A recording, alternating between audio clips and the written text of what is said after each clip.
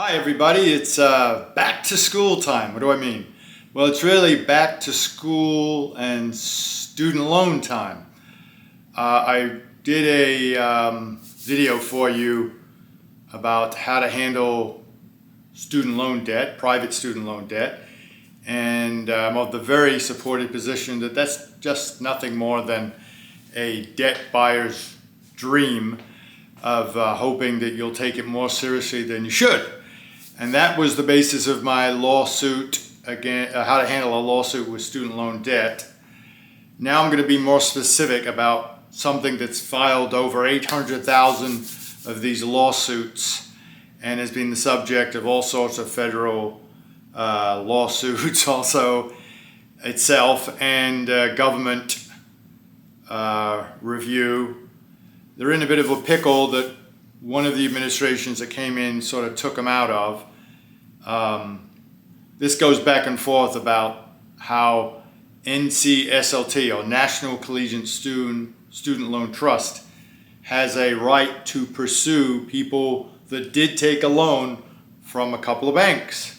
So way back when, in the 2005, if we will, 4 or 5, a bunch of banks got together and they created the same system that I talk about with mortgage-backed securities. They got as many loans from students as they could, packaged them up in a huge trust, placed them in a trust, sold them to bondholders, and now this stuff just gets parceled around. Gets passed around like a fill in your own blank there. I'm not going to say it's a family show. But this is what you're going to learn today about a National Collegiate Student Loan Trust lawsuit.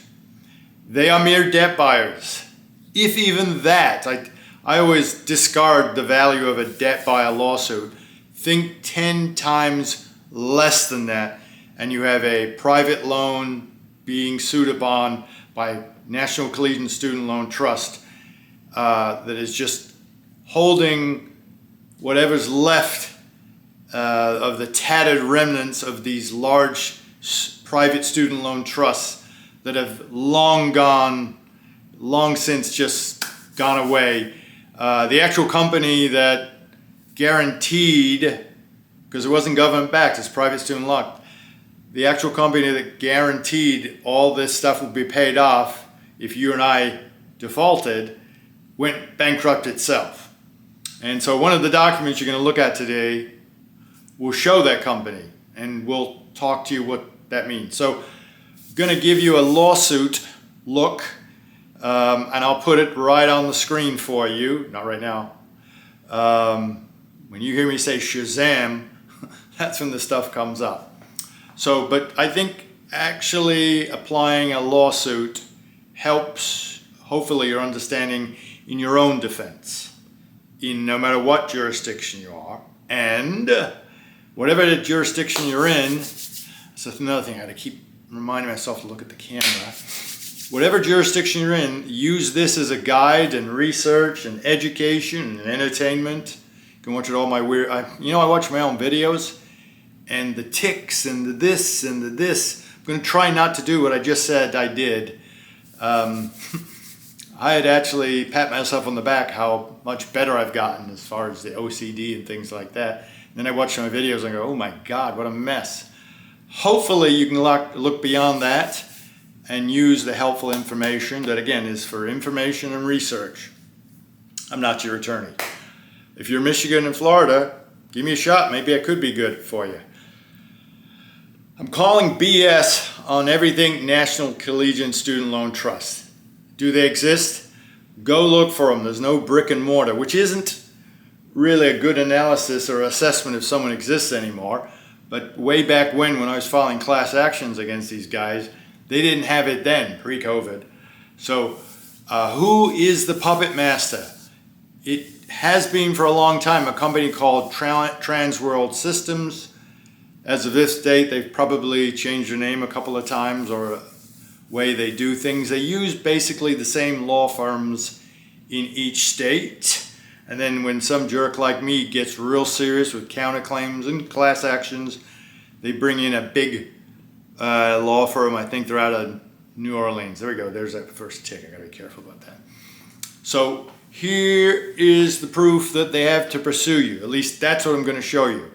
I'm going to put it on the screen now. All the good proof that supports their cases. Here we go. There isn't anything.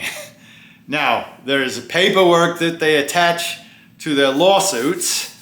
The first thing you're going to see, I should do this so I don't screw it up, is National Collegiate Trust document saying we're doing what we are allowed to do because we say we are allowed to do it, signed by us. And just to identify it, I am now going to put it on the screen. National Collegiate Trust. Remember that word or words. The letter is NCT. All right, so it's a letter from 11/3/14, basically telling you all that U.S. Bank is a sub-servicer and who has the right to pursue people through Trans World Systems at the time.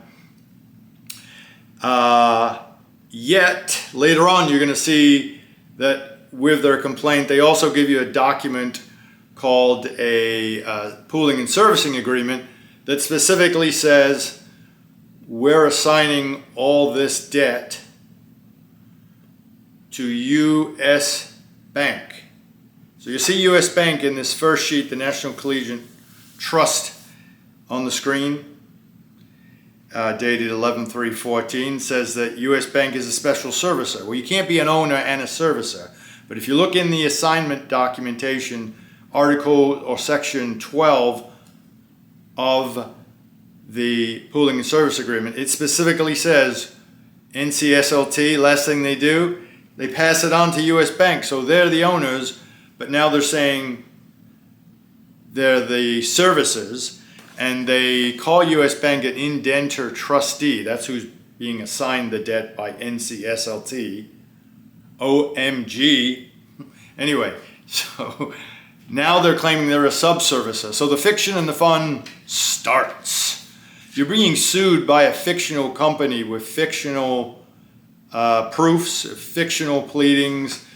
The law firm is real, but some of these law firms I dealt with in these cases, they do need a reality check. I'm seeing how I'm doing that.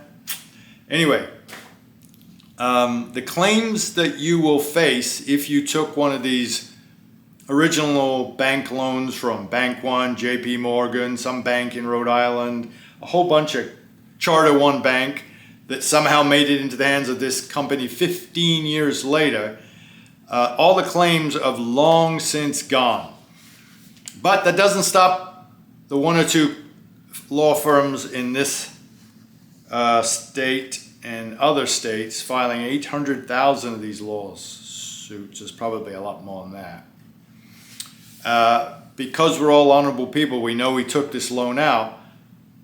Again, you did not take this loan from NCSLT, and as I always preach in my other videos, because it's true, use their own paperwork against them. A typical lawsuit, I'm going to put it up on the screen now. Oh, it's supposed to say Shazam. Shazam. Is it on there? Okay. I don't even have a green screen. You will see a nothing complaint that's generally filed.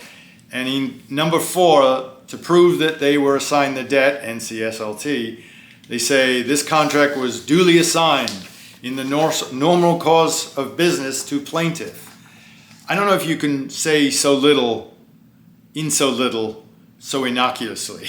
There's just no there. Quote someone from California. They have a pool supplement. Let's put the pool supplement on the screen, and you can see the first paragraph, all these different entities that are claiming to at one time own the debt that you owed this debt to.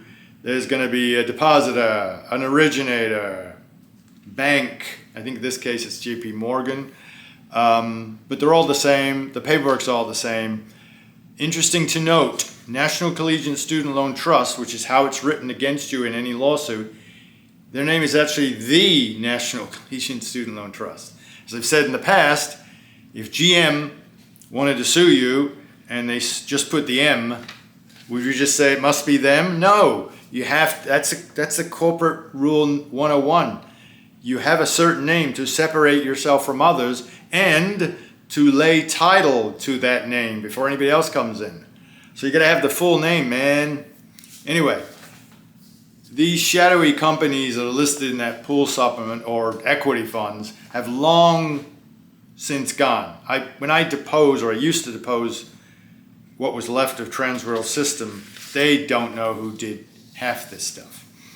The deposit and sale agreement, boom, Shazam, I'm going to get this right, shows that NCSLT at section 12, just look at the sections 12, titled assignment, says specifically, we're passing all the rights, title, and interest of the debt to the indenture trustee. If you look at, we can do this quickly, definitions. If you look at your, if you look at your deposit and sale agreement, Article 2, definitions, the indenture trustee is the U.S. Bank. So the U.S. Bank that's mentioned in that first sheet, being a mere sub-servicer, is really the owner of these debts and would not only not service itself or subservice, in other words, send out the servicing to somebody else who then send it back to the subservicer itself, meaning U.S. Bank.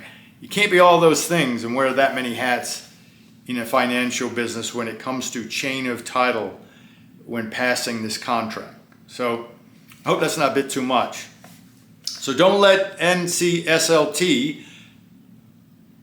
let you think for a second that you own this debt. That NCSLT owns this debt. You certainly don't owe it to them. They can't even put their name on the pleadings. In fact, if you look at the pleadings, Shazam, the lawsuit, you'll see they don't even mention the client's name in their own complaint, just a form document, and it's all form and BS. They attach what they call a roster. I'm going to put it up on the screen. Roster. Shazam. And that'll show you that National Collegiate Student Loan Trust, this case, it was a 2006 debt. I'm going to tell you the biggest bull. They list the different banks and things. You're paying a Terry fee to borrower. Why am I telling you that? There's a reason. Remember that. So remember National Collegiate Trust, just those three names, and the Terry guarantee fee. So this roster on the screen, believe it or not, in spite of all the law, doesn't matter what state you're in, requiring you must have somebody signing as an assignor and as an assignee, dates and certified signatures. They say this roster is proof, one, that they own the debt, that is an assignment from the bank to NCSLT. Forgetting all the other people in the chain of title that are not there, they will then look to the deposit and sale agreement and the pooling and service agreement when they're tongue-in-cheek telling the judge they have a right to own this debt. But it has to be all encompassed in the same form, and this roster doesn't even have a signature, but that's what they focus on. I think they're out laughing themselves, like, okay, let's see if we can get a court to believe this. No, this is the assignment. We're going to tell them it's the assignment. No, I got a better thing. We'll tell them the guy that owns it, even though our own paperwork says we gave it to somebody else, who we're then going to claim is a subserver of itself once removed. No, I've got a better story. Have a lawsuit filed that doesn't identify anything or anyone, and we name it improperly. Bob, you're so funny. That's the best. Anyway, I'm imagining that's what happened when they wrote this lawsuit with this proof. I suspect that isn't what happened. They will testify, though, that the roster that has no form of an assignment, which is required in a chain of title, you'll see if you add up the equity funds and the companies, there's about 6 companies all claiming, if they're not depositors or originators, they're assignors. It's quite a mess, which you can take advantage of to win your case. There is a loan financial activity form. Boom, that's Shazam. That's just telling you what they claim shows that you owe the debt to NCT. Now, why do I say NCT, and why do I keep saying that to you? As I look through my paper, totally unprepared. Because, let's put up what's called the loan financial activity on the screen. If I didn't already do the Shazam, you can see let me just look at this. The owner is NCT, but I thought the owner was National Collegiate Student Loan Trust, not National Collegiate Trust. By the way, those are 2 separate entities. I don't have to explain corporate law or any other trust law to you. They are, if they said we are NCSLT maybe. But anyway, also look on the other side, guarantor is Terry. Remember I said, who's Terry? You paid a fee to Terry.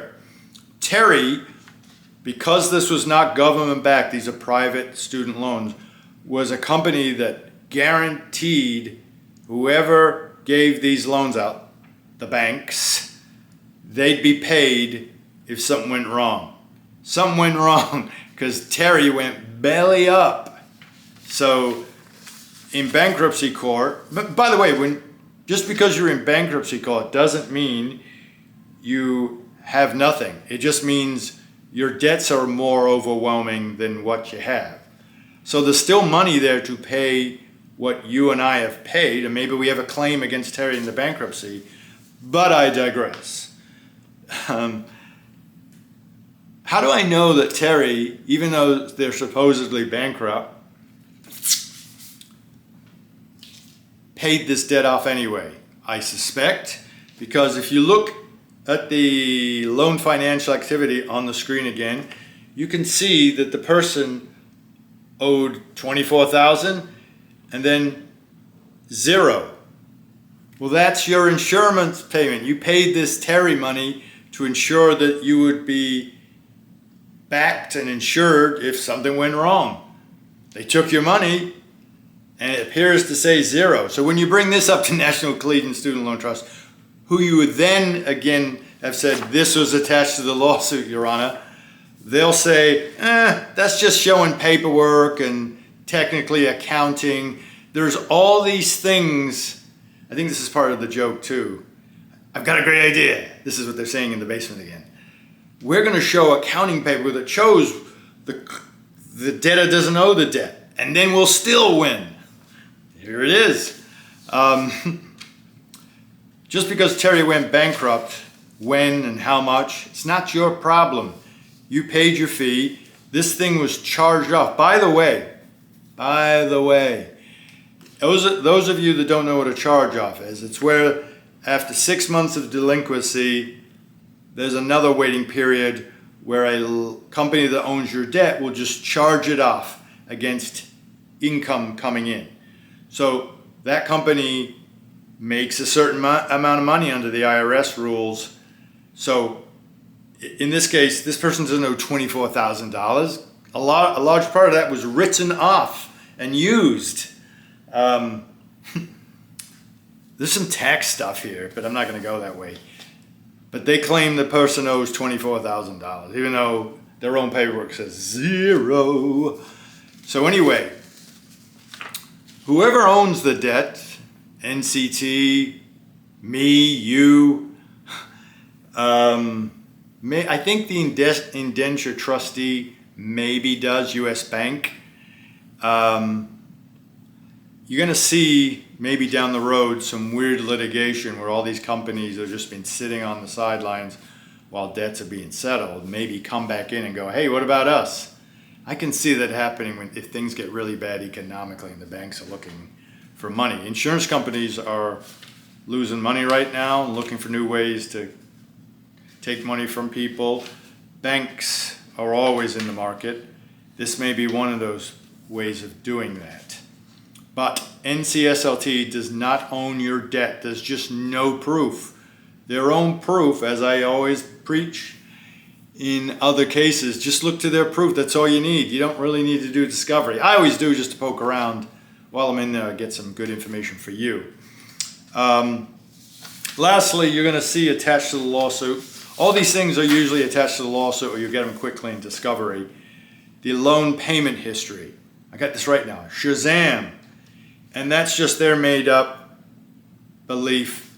I'm going to say they, by the way. National Collegiate Student Loan doesn't exist. They're not doing any of this. It's either Transworld or whoever they are now, and a company called AES. If you're watching this and you have private student loans, you know who AES is. They're way screwed up.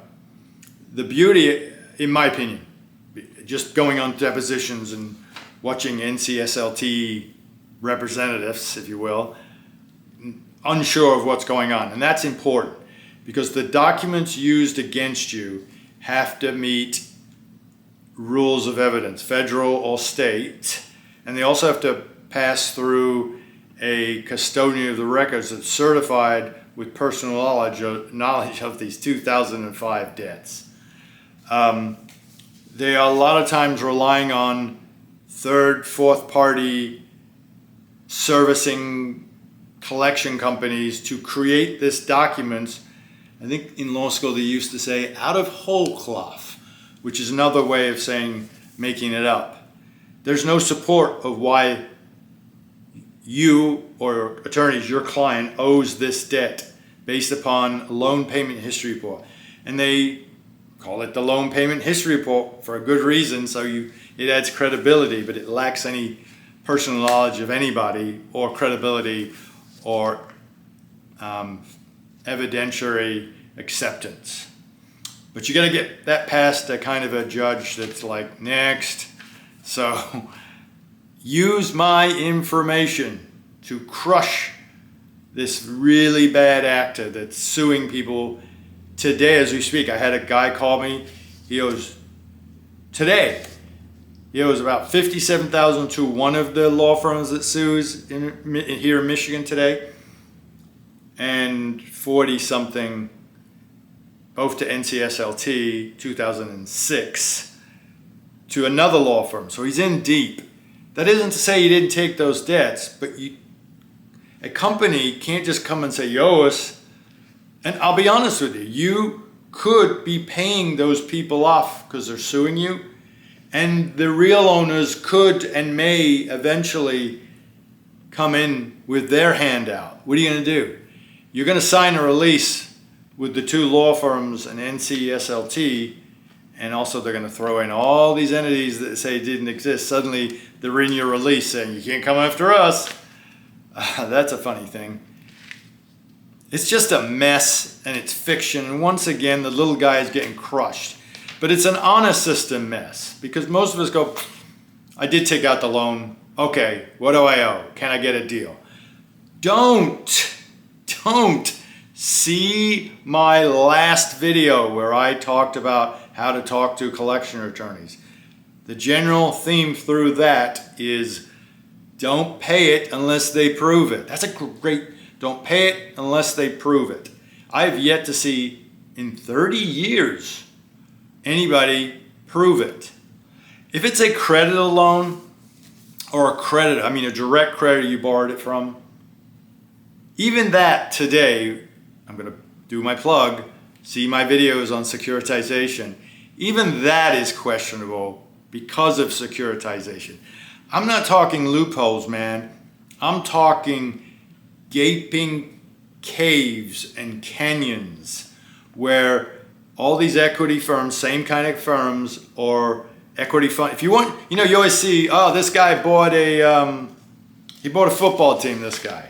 What does he do? He was in equity funds. This is the guy.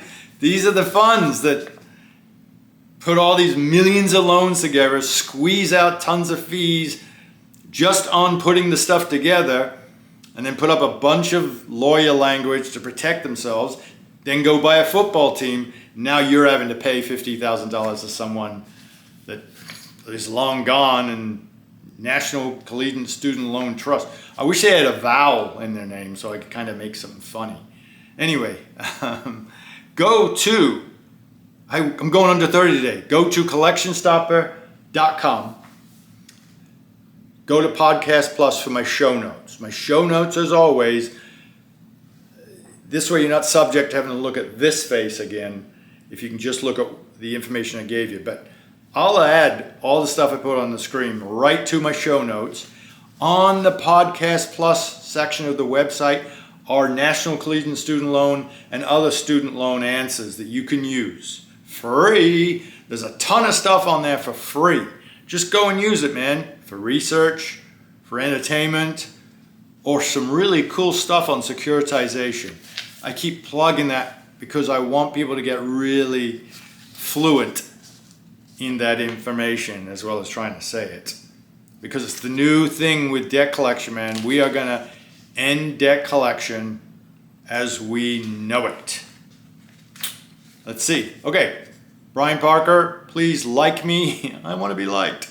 Subscribe. I'm from another part of a kind of a dungeony. Still haven't worked on my house. I was forced in here quickly because a friend of mine wanted my apartment that I was in, and it just worked. But it's not working for me. So if you see white dust in my hair and stuff, it's not that I'm just old. There we go. No more talking. Like me, subscribe me. If you want anything, just email me. I'll give it to you.